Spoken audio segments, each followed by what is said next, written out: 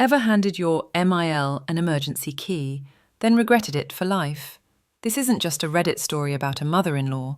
It's a real family betrayal podcast moment. A newborn, a locked door, and a shocking invasion of privacy. Welcome to today's toxic mother-in-law storytime, with a twist you won't forget. Have you ever trusted someone so much, only to realize, way too late, that they never saw your boundaries as real? That's what happened here. And I want you to picture this, not as some distant drama, but as if it happened to your daughter, your sister, or even yourself. She was a new mom, tired, overwhelmed, trying to figure out night feeds and nap schedules. And for the most part, she thought she had support, especially from her husband's side of the family. You know, the usual "we'll be here if you need help" kind of support. But support quickly turned into control. See, her relationship with her mother-in-law used to be okay. Not perfect, but workable. That is, until pregnancy changed everything. Suddenly, it wasn't "how can I help?" It was "this is how I raised my son and this is how you should do it too." That's when the real husband-mom drama began. Every parenting choice, whether it was breastfeeding, sleep training, or even pacifiers, became a debate, and not in a respectful way. It was constant pressure, passive-aggressive comments, and those little jokes that feel more like jabs than laughs. Still, she held it together, until one day, she didn't. Imagine this. You're in your apartment with your 4-month-old baby. The door is locked. You're exhausted. Phone's on silent, just trying to catch a moment of peace. And then, someone walks into your home. No knock, no heads up, just walks in. Her mother-in-law used the emergency key, the one meant for emergencies, to let herself in. Why? Because they weren't answering their phones. That moment broke something. This wasn't just a boundary crossed, it was a boundary smashed, and it triggered something deep: anxiety, panic, even trauma. Her husband didn't see the big deal at first. They fought hard, and she left. That night she walked out of her own home, not because she didn't love her family, but because she couldn't breathe. That's when silence began. 3 months, no contact, not a single call answered. She stopped visiting when the MIL came over. She shut it all down. And some might say that's extreme. But when your emotional safety is threatened, even by someone whose family, what choice do you really have? This story isn't just about a toxic mother-in-law. It's about how easy it is to dismiss a new mother's boundaries, and how dangerous that dismissal can be. Some might call it overreacting, but if you've lived through narcissistic mother-in-law behavior or crazy MIL stories, you know that these patterns don't stop unless they're confronted. So here's the question I'll leave with you. At what point does protecting your peace become more important than preserving the relationship? And if this was your daughter, what would you tell her to do? So here's what I keep asking myself, and maybe you're wondering too. When a mother-in-law crosses the line that deeply, can trust ever be rebuilt? Or is it gone for good?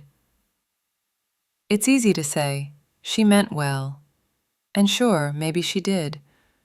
But intent doesn't erase impact, especially not when someone uses love as an excuse to bulldoze boundaries.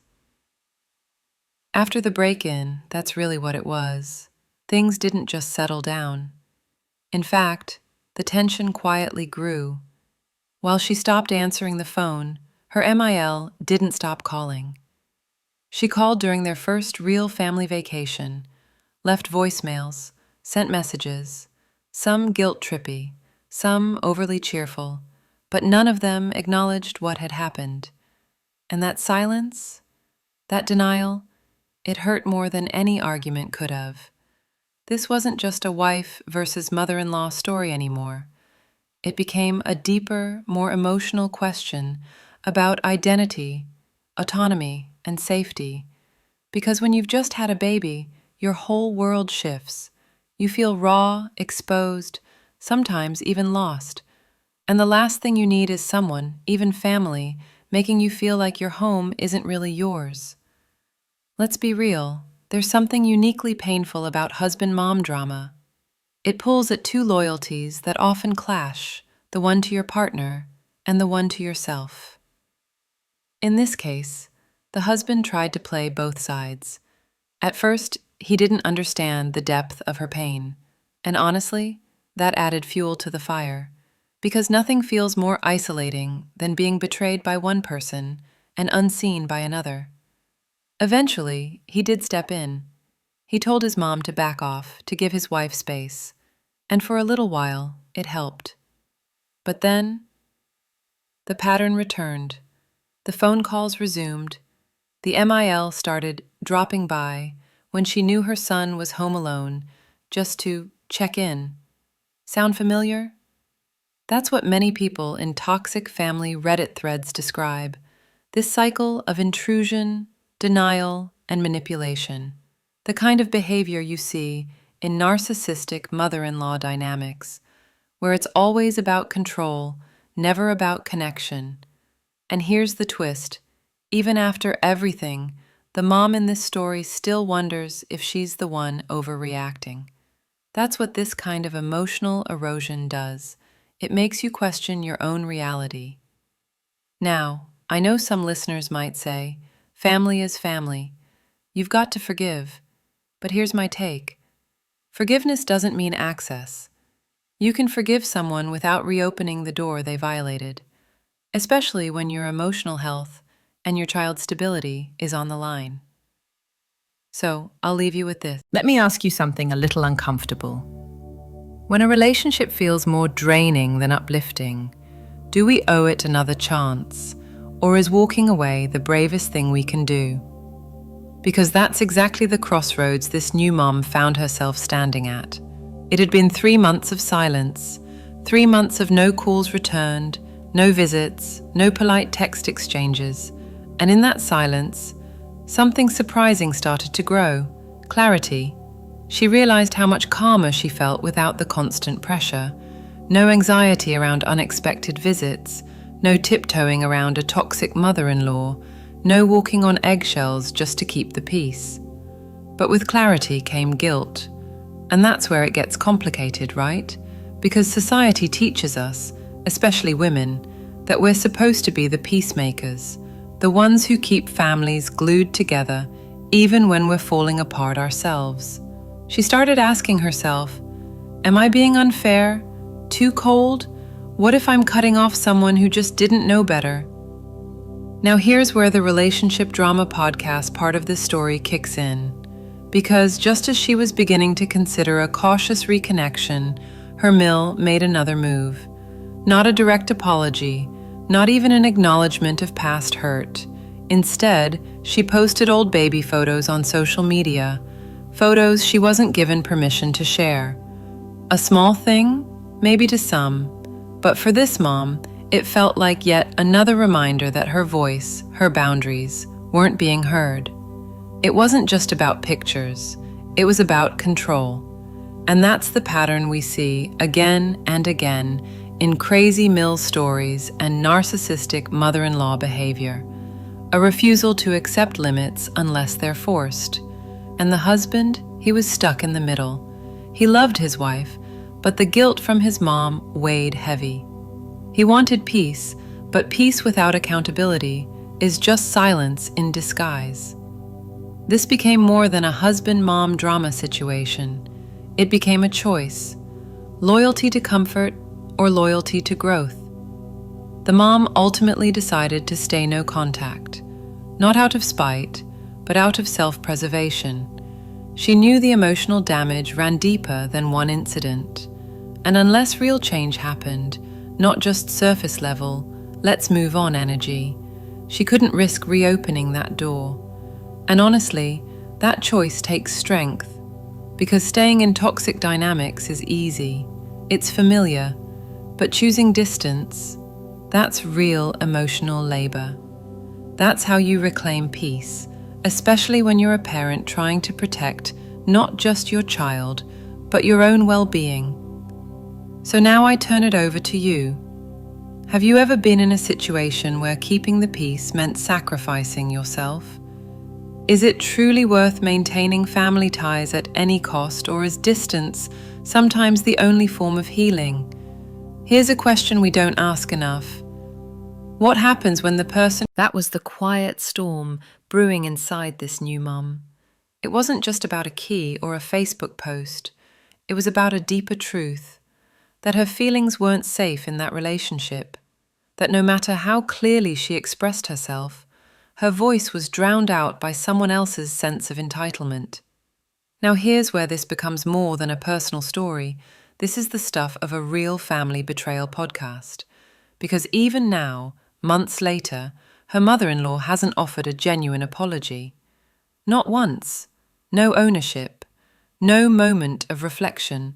Just the same old, "but I'm family" narrative we've all heard too many times in toxic family Reddit-style stories. And that's where the heartbreak really sits, because there's a grieving process involved, grieving the idea of what that relationship could have been. She wanted her child to have a loving grandmother. She wanted holidays to feel joyful, not tense. She wanted support, not surveillance. But when boundaries are treated like obstacles and love is conditional, sometimes the healthiest choice is distance. Now, don't get me wrong, this isn't some true revenge story where someone goes no contact just to be petty. It's not about punishment, it's about peace. And that's where we really need to challenge some of the old narratives, especially for women over 50, who've been told their whole lives to keep the family together no matter what. Because wife versus mother-in-law stories aren't always about ego. Sometimes they're about survival, emotional survival. And for those of you listening who've dealt with narcissistic mother-in-law behavior, you know the signs: rewriting history, playing victim, controlling access to the grandkids, not out of love, but leverage. Still, the question lingers. Is reconciliation even possible without acknowledgement? Can you truly move on with someone who never paused to ask, "How did I hurt you?" The truth is, forgiveness without change is just enabling, and silence, packaged as politeness, eventually becomes a prison. That's where she is now. Still no contact, still protecting her peace, and no longer feeling guilty for choosing herself. It wasn't easy. It never is. But it was necessary. And maybe that's the real twist in this story time with a twist. Sometimes healing doesn't look like making up. Sometimes healing is knowing when to stop trying. So let's bring it back to you.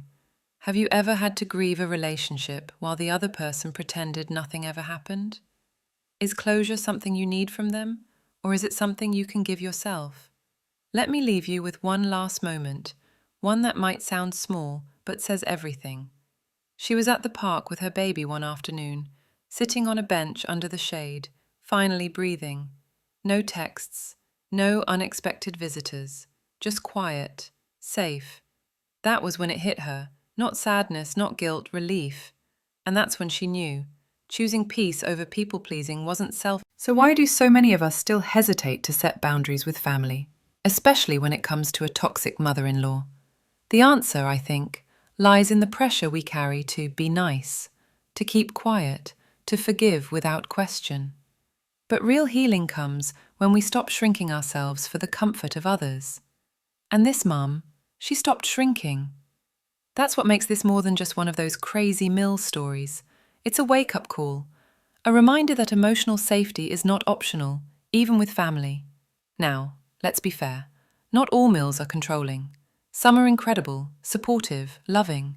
But when someone repeatedly crosses the line, ignores your parenting, disrespects your space, and still expects access to your life, what are you really holding on to? At that point, it's not about family. It's about control. And this isn't just a wife versus mother-in-law story. It's a lesson in how to reclaim your power when guilt has kept you small. For those of you nodding along, thinking of your own stories, this isn't just her journey. It's ours too. That's why this episode isn't just another relationship drama podcast. It's a space for honesty, for saying what many are afraid to say out loud. Sometimes, going no contact isn't extreme. It's necessary. And sometimes, the most radical act of love, for your child, your partner, and yourself, is to say, "This ends with me, so let's do this together." Let's open up the conversation. Drop a social small in the comments if you've ever felt betrayed by someone in your own family, or just type "boundaries" If you've ever had to set a hard one with someone close, and if you've made it through the storm and found peace on the other side, type peace in all caps. You've earned it. This is your space too. Your voice matters. And if you've got a story that's been sitting on your chest for too long, send it in. We read everything, because your story might be the one someone else needs to hear next. Until then, breathe deep, stay strong, and never apologize for protecting your peace. You're not overreacting. You're finally being heard.